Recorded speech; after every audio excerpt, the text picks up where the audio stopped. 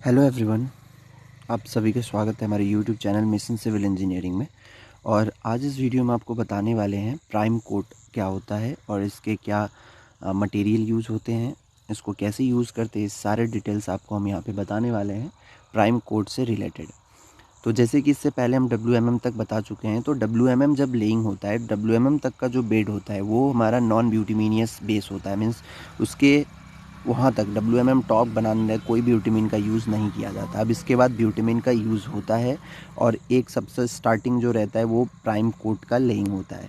और ये prime coat क्या है, इसके ऊपर अब बात करते हैं। इसका स्कोप में क्या बता रहा है, this work shall consist of application of a single coat of low viscosity liquid bituminous material to a porous granular surface in accordance with clause 502 of MORTH specification. ये बोल रहा है कि एक लो विस्कोसिटी लिक्विड होता है जो कि ब्यूटिमिनियस मटेरियल रहता है, और इसको कहाँ पे, पोरस ग्रैनुलर सरफेस पे अपन स्प्रेइंग करते हैं। पोरस ग्रैनुलर सरफेस का मतलब ये हो गया, जो अपना मटेरियल है, तो ये जो अपना लिक्विड ब्यूटिमिनियस मटेरियल रहता है प्राइम कोट, और इसको स्प्रे करते हैं अपन पोरस ग्रैनुलर सरफेस पे। पोरस ग्रैनुलर सरफेस का मतलब ये होता है कि जो अपना WMM का बेड बनता है, तो उसमें क्या रहता है, पोरोसिटी रहता है। मीन्स उसमें कुछ ऐसे गैप्स रहते हैं जिसके अगर ऊपर में अपन वाटर अगर दे रहे हैं तो वो नीचे तक पहुंच जाएगा, तो इसलिए उसको पोरस बोलते हैं। तो पोरस जो रहता है, उस पोरस को बंद करने के लिए, वो जो भी उसमें वॉइड्स रहते हैं, उस वॉइड्स को बंद करने के लिए अपन ये प्राइम कोट का स्प्रे कर देते हैं, ताकि वो जो भी वॉइड्स हैं वो बंद हो जाए।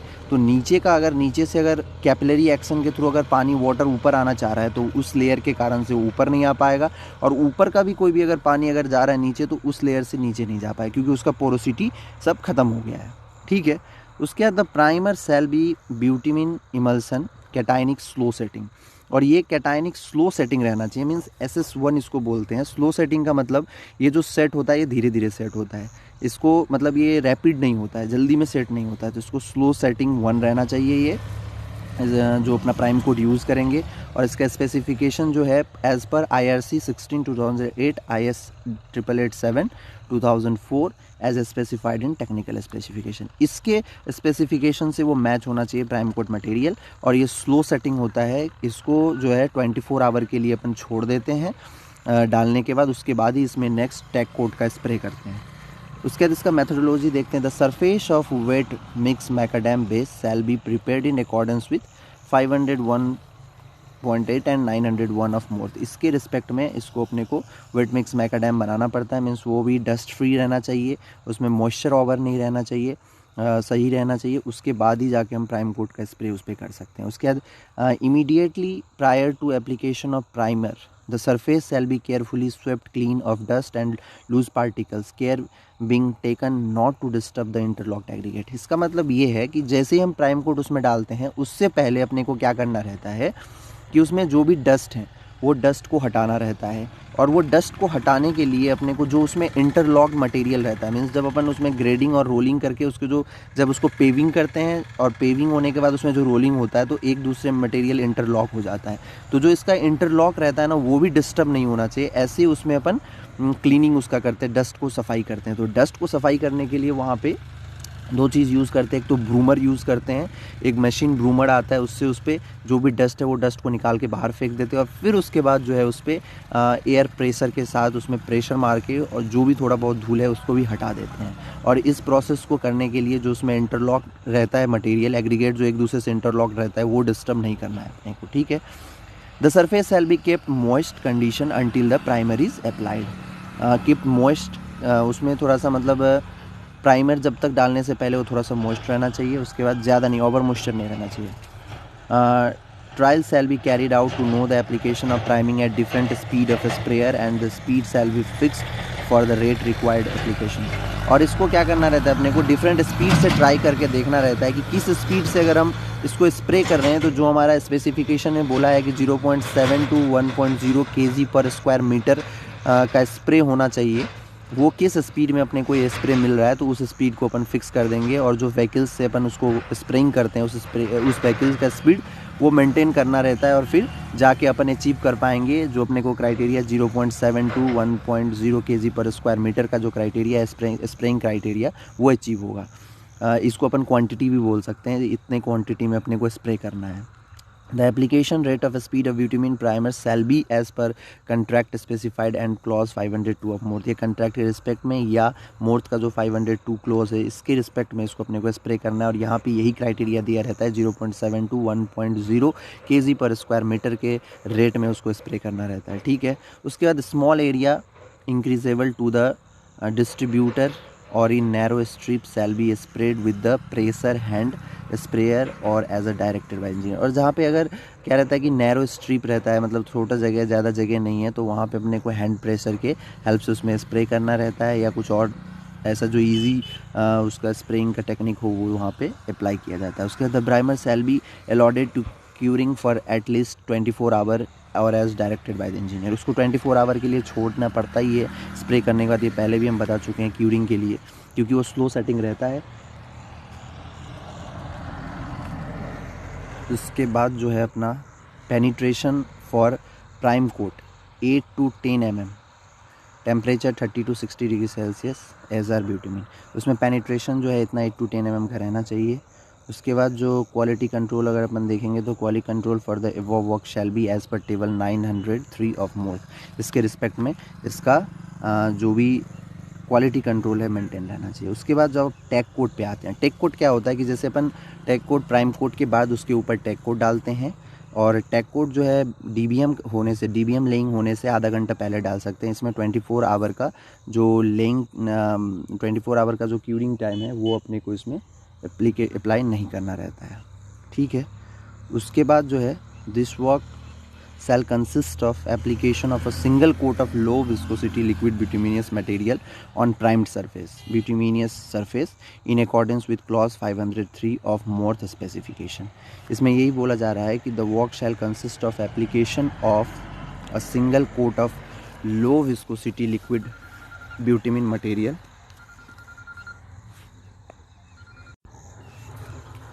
तो ये जो है low viscosity liquid bituminous material on primed surface bituminous surface is accordance with clause 503। तो इसका जो एप्लीकेशन होता है ये भी एक लो विस्कोसिटी लिक्विड ब्यूटिमिन मटेरियल रहता है, और इसको जो अपन स्प्रे करते हैं वो किसके ऊपर, प्राइम्ड सरफेस के ऊपर या ब्यूटिमिनियस सरफेस के ऊपर। ब्यूटिमिनियस सरफेस के ऊपर का मतलब ये होता है कि जो अपना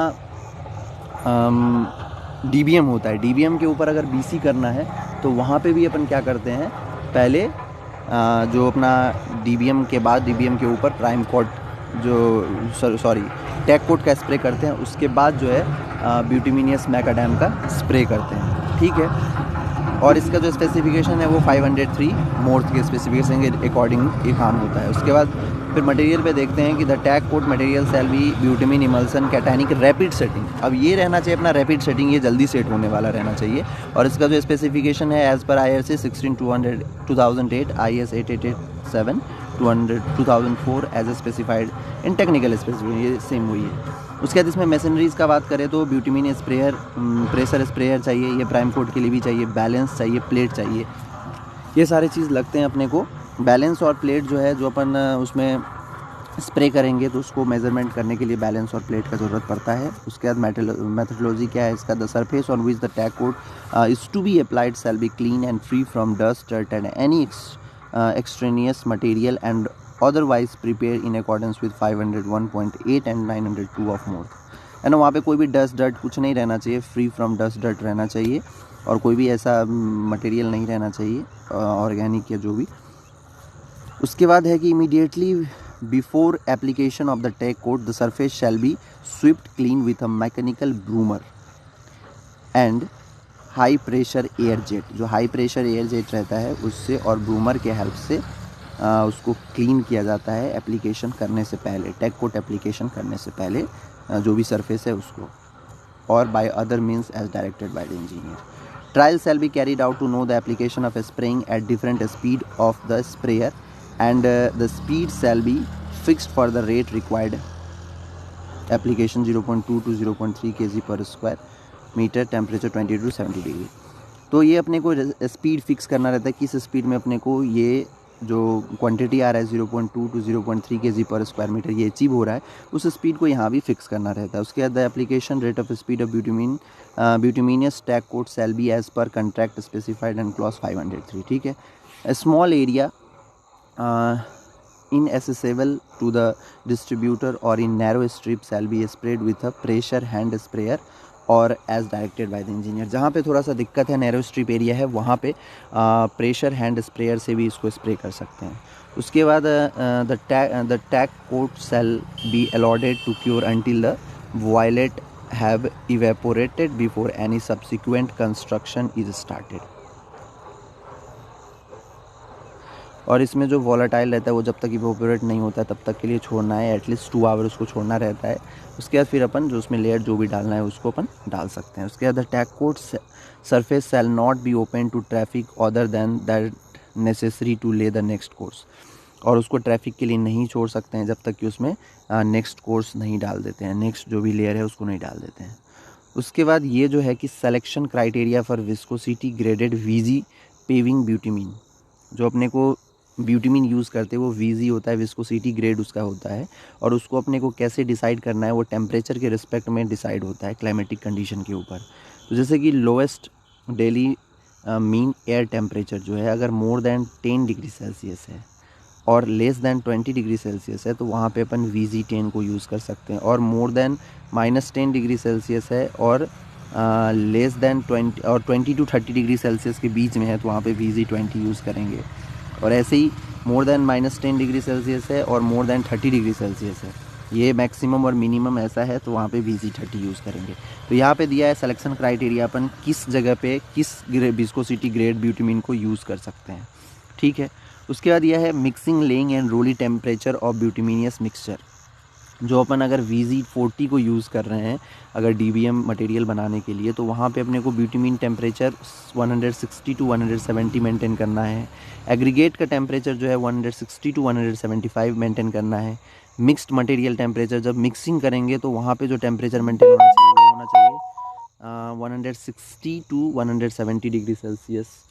उसके बाद लेइंग टेम्परेचर जो है वो होना चाहिए अपना 150, मिनिमम 150 डिग्री सेल्सियस लेइंग होना चाहिए। और rolling temperature 100 degree Celsius minimum होना चाहिए, इससे ज़्यादा है तो अच्छा है। और ऐसे अगर हम VG30 का बात करेंगे तो उसमें भी ये दिया है, डिफरेंट क्राइटेरिया है।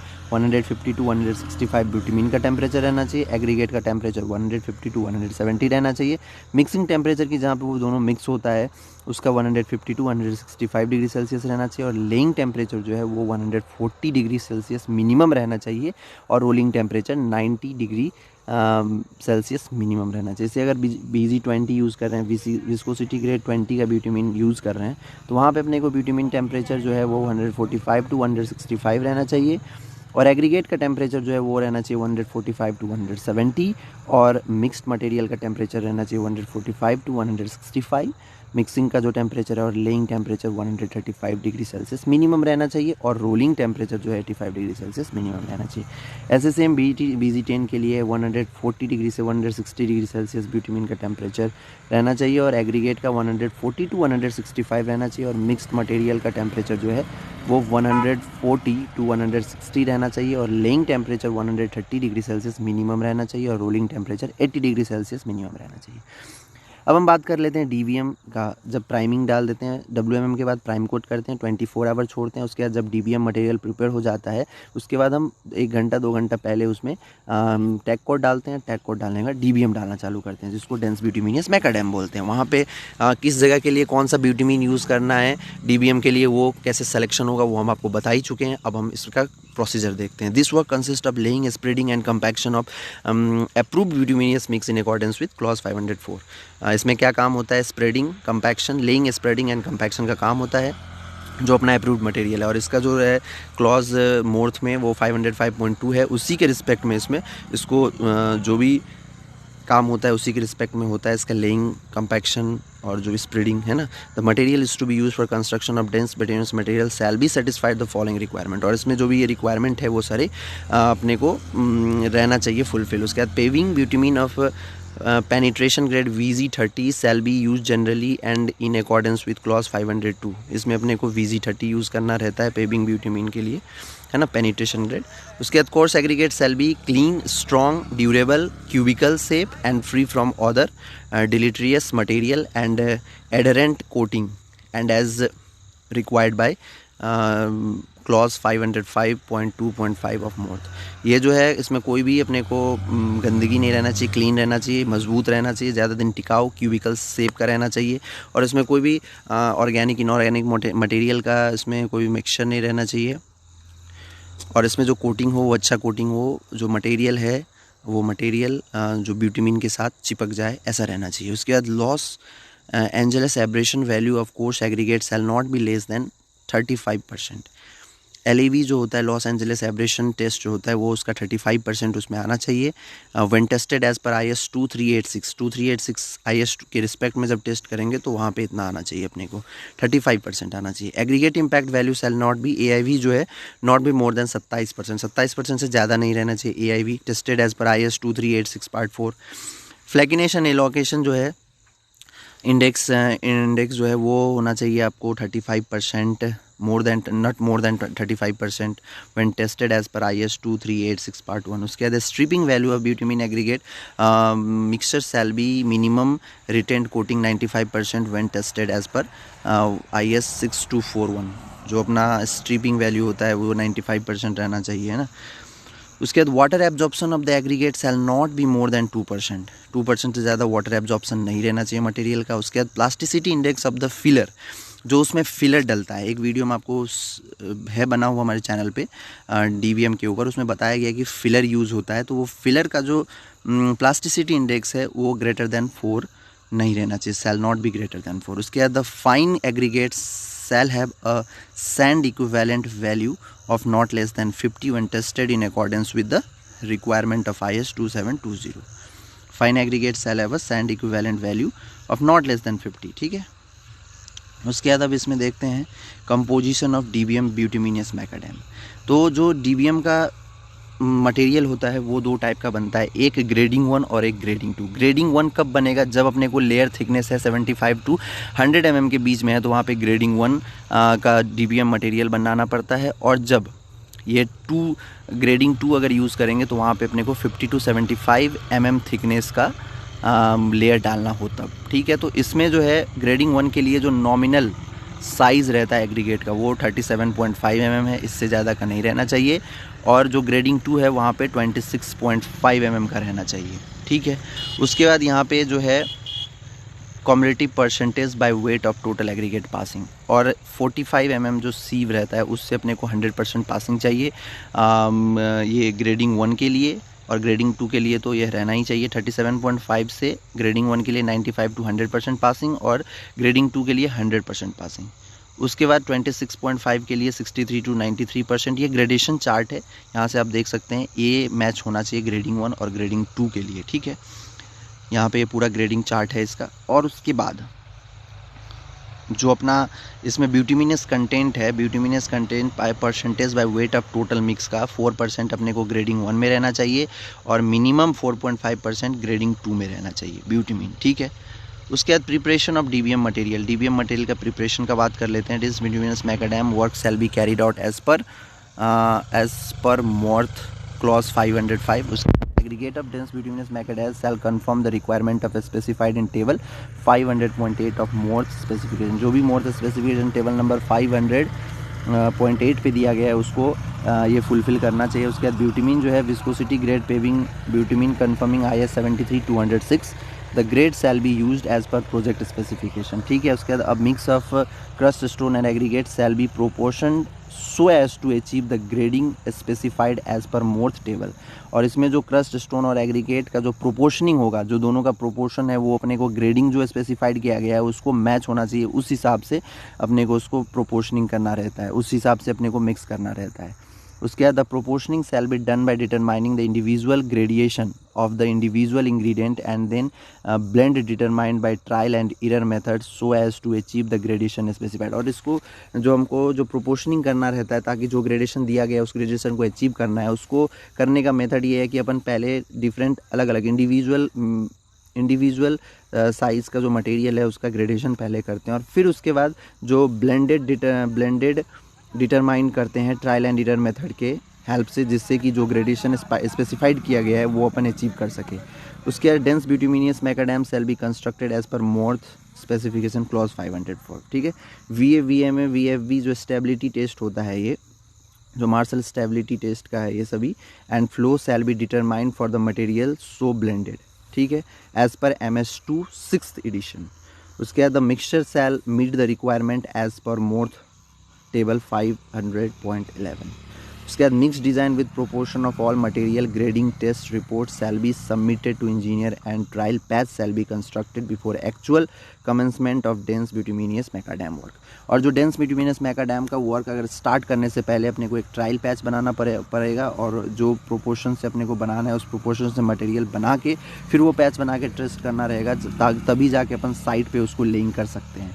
In case of a variation of gradation in the course of work, the proportions shall be suitably modified so as to achieve the desired gradation। और अगर कभी जो इसका प्रोपोर्शन में गड़बड़ी आ रहा है तो अपने को सेट करना रहता है ताकि अपन जो ग्रेडेशन है अपने मटेरियल का वो अचीव कर पाए। ठीक है, उसके बाद इसका मेथडोलॉजी देख सकते हैं। The base shall B थ्रूली swept clean free from dust and foreign material by means of mechanical broomer and compressed air। The primer surface must not be disturbed। और जो प्राइमिंग का सरफेस किया रहता है उसको डिस्टर्ब नहीं करना है और DBM होने से पहले वहाँ पे नीचे कोई भी डस्ट डर्ट फॉरेन मटेरियल नहीं रहना चाहिए। उसके बाद marking shall be done by adjusting paver sensor to its lines grading and cross section. और जो भी अपने को जितने एरिया में जितने विड्थ में अपने को लेइंग करना है उसका प्रॉपर मार्किंग रहना चाहिए ताकि अपना जो पेवर है वो उस हिसाब से चले और सेंसर उस हिसाब से फिट हो जाए। उसके बाद tack coat shall be applied over the prepared base by using approved material to the required quantity. और टैग कोट को उसको स्प्रे करना रहता है जो बना हुआ बेस रहेगा DBM का उसके ऊपर। ठीक है, उसके बाद mix procedure for hot mix plant shall be transported to the site by means of end dumper. और जो भी मिक्स मटेरियल रहता है DBM का उसको अपने को साइट तक पहुंचाने के लिए इंड डंपर का यूज़ करना रहता है। Proper arrangement to be provided to cover the hot mix material to prevent accumulation of dust required dust reduced drop in temperature. और जो भी उसमें उसको कवर किया जाता है ताकि उसमें कोई भी डस्ट हवा में जो डस्ट रहता है वो डस्ट अपने DBM मटेरियल में ना चिपके, इसलिए उसको कवर करके लाया जाता है। उसके बाद the mix shall B unloaded gently into the paver hopper and paving shall be started uniformly within the required temperature। और उसको आराम से अपने को पेवर का जो हॉपर रहता है उसमें अनलोड करना रहता है जेंटली और फिर जिस टेम्परेचर में अपने को पेविंग करना है उसी टेम्परेचर में जल्दी में उसको पेविंग कर देना रहता है और फिर रोलिंग करवा देना रहता है। और रोलिंग करने के लिए अपने को अपन उसमें टेंडम रोलर का यूज़ करते हैं। Care must be taken so that no segregation of hot mix material being laid at any place does occur. और वहाँ पे सेग्रीगेशन ना आए उस हिसाब से अपने को पेविंग करवाना रहता है। उसके बाद the level shall be check before paving and after compaction with respect to the design level. और जो उसका लेवल है उसको लेवल चेक करना रहता है, उसमें लूज़ में भी चेक करना रहता है और कंपैक्ट होने के बाद भी, ताकि जो डिज़ाइन लेवल है वो अचीव कर रहा है कि नहीं अपने को पता चलेगा। If there is any variation in the level within tolerance the same shall be adjusted in further paving. और अगर दिक्कत आ रहा है लेवल में, जो अपना का टॉलरेंस है टॉलरेंस से बाहर जा रहा है लेवल, तो उसको आगे जो पेविंग होगा उसमें उसको सही करना रहता है। उसके बाद इनिशियल और ब्रेक डाउन रोलिंग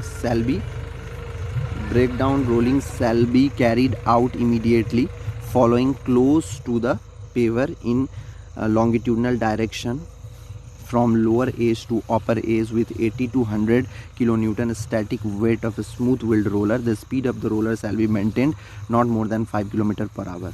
और जैसे ही उसमें लेइंग हो जाने के बाद उसमें अपने को ब्रेक डाउन रोलिंग स्टार्ट करना रहता है और इसमें जो रोलर यूज़ होगा वो 80 to 100 tonne static weight of smooth wheeled roller रहता है और उसका स्पीड अपने को 5 km/h मेंटेन करना रहता है। उसके बाद intermediate rolling shall be done with 80 kN static weight of vibratory roller और with a pneumatic tyre roller. और न्यूमेटिक टायर रोलर का भी यूज़ करते हैं जो कि 120 to 150 kN वेट का होता है, having pressure of at least 0.56 MPa and it should be continue to the required compaction achieve. और इसको करते ही रहते हैं, तब तक करते हैं जब तक कि अपने को रिक्वायर्ड कंपैक्शन अचीव नहीं हो जाता है। और उसके बाद जो traffic shall be allotted after completion of the final rolling when the mix has cool down to the surrounding temperature. और ट्रैफिक तभी छोड़ते हैं जब तक वो कूल नहीं हो जाता, जो अपना एटमॉस्फेरिक टेम्परेचर है उस टेम्परेचर में जब तक वो नहीं आ जाता है डीबीएम का सरफेस, तब तक उस पर ट्रैफिक नहीं छोड़ सकते हैं। उसके बाद laying trial test section shall be carried out on a suitable area as approved by engineer for conforming performance of the mix design and density. The area of the laying trial shall be of minimum 100 square metre. एक 100 square metre का अपने को trial laying करना रहता है, जिससे कि जो अपना मिक्स है वो डेंसिटी अचीव कर रहा है कि नहीं मिक्स, ये देखना रहता है अपने को, ठीक है। उसके बाद इसका क्वालिटी कंट्रोल है। क्वालिटी कंट्रोल जो कि है the application of tack coat shall be in accordance with the contract specification, ठीक है। उसके बाद the gradation of the mix shall be controlled at plant as per the approved mix design. और जो भी अपना ग्रेडेशन है अप्रूव्ड है उसी को अपने को मेंटेन करना रहता है मिक्स डीबीएम का मिक्स तैयार करने के लिए। उसके बाद mix temperature shall be controlled at plant with in the range of 150 to 165 degree Celsius and the temperature less than 140 degree Celsius shall not be used for paving. और 140 degree Celsius से कम का अगर टेम्परेचर है तो उसको paving करने के लिए यूज़ नहीं कर सकते हैं। और उसके बाद the compacted surface shall be checked for field density by taking cores at the frequency of 1 test for 700 square metre. और उसका जो भी कंपैक्टेड सरफेस आता है उसमें कोर कटिंग किया जाता है 1 टेस्ट पर 700 स्क्वायर मीटर के लिए। And the compaction of dense graded bituminous macadam DBM shall have a minimum field density equal to और more than 92% of the average theoretical maximum specific gravity, जिसको GMM बोलते हैं, obtained on the day of compaction in accordance with ASTM. और 92% अपने को field density achieve करना है, और ये किसके इक्वल रहना चाहिए, of average theoretical maximum specific gravity, ठीक है। उसके बाद the surface shall be checked for level at 5 metre interval longitudinally and transversely and the same shall be within ±6 mm। और उसका लेवल टॉलरेंस जो है वो ±6 mm के अंदर में रहना चाहिए। उसके बाद the thickness of each layer shell be checked for the course and level. और सभी लेयर को चेक किया जाता है, कोर कट भी सभी लेयर में होगा और लेवल भी चेक होगा एवरी लेयर का।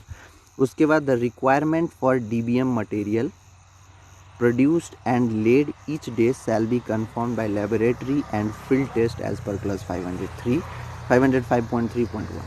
और जो भी डीबीएम मटेरियल प्रोड्यूस्ड होता है और लेड होता है उन सभी का कंफर्मेशन अपने को लेबोरेटरी से लेना रहता है, लेबोरेटरी और फील्ड टेस्ट दोनों से लेना रहता है, ठीक है।